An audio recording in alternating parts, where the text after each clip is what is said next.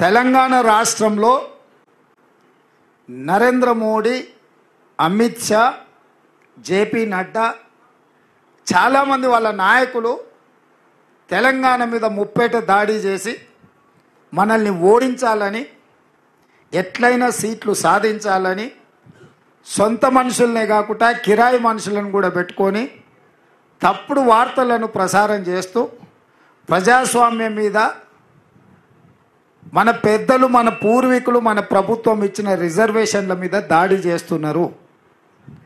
దానికి మతము లేకపోతే ప్రభుత్వ ఏజెన్సీలను వాళ్ళు ఉపయోగించుకుంటున్నారు. ఈ రెండు అంశాలను స్పష్టంగా ప్రజలకు చెప్పాల్సిన బాధ్యత మా సోషల్ మీడియా వారియర్స్ మీద ఉన్నది. శ్రీరామనవమి వస్తే అదొక పెద్ద సమస్య కింద చిత్రీకరించడానికి బీజేపీ ప్రయత్నం చేస్తుంది. మనందరం మన ఇళ్ళల్లో మన తండ్రులు, తాతలు, ముత్తాతలు శ్రీరామనవమి, హనుమాన్ జయంతి చేసుకోకుండానే పోసమ్మకు, మైసమ్మకు, ఎల్లమ్మకు కోడి గొయ్యకుట్ట, కళ్ళు ఒయ్యకుట్టనే మనం ఇంత దూరం వచ్చినామా? తాతకు దగ్గు నేర్పినట్టు ఇప్పుడు కొత్త కొత్త వాళ్ళు తయారైన. బతుకమ్మ బోనాలకు ఉండెత్తేదేమో కవితమ్మ నేర్పినట్టు, శ్రీరామనవమి, హనుమాన్ జయంతి బండి సంజయో లేకపోతే ధర్మపురి అరవిందో, గుండో అరగుండో మనకు నేర్పినట్టుగా ఈరోజు వ్యవహరిస్తున్నారు. ఇట్లాంటి విషయాలను సమయస్ఫూర్తితోని తిప్పికొట్టాలి. ఒకే ఒక్క మాట 2-3 రోజుల నుంచి నేను చెప్తున్నా, దేవుడు గుడిలో ఉండాలి, భక్తి గుండెల్లో ఉండాలి.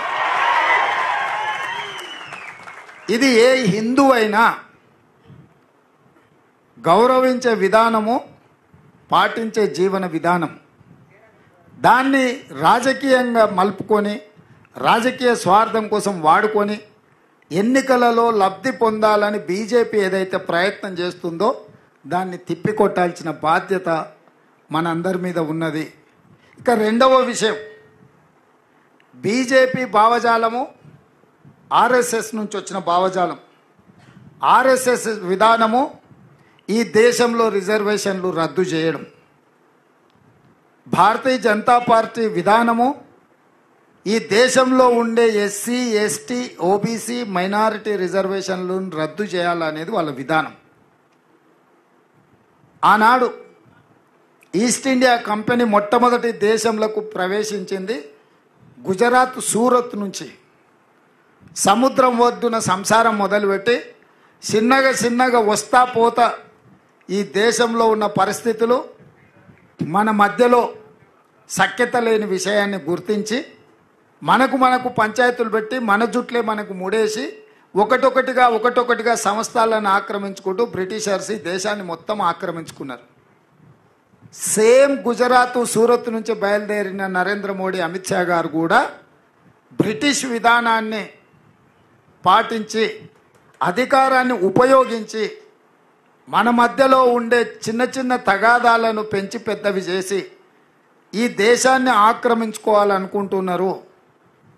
బీజేపీ అంటే భారతీయ జనతా పార్టీ కాదు, బ్రిటిష్ జనతా పార్టీ. విధానాన్ని సిద్ధాంతాన్ని బ్రిటిషర్స్ నుంచే వీళ్ళు తీసుకున్నారు.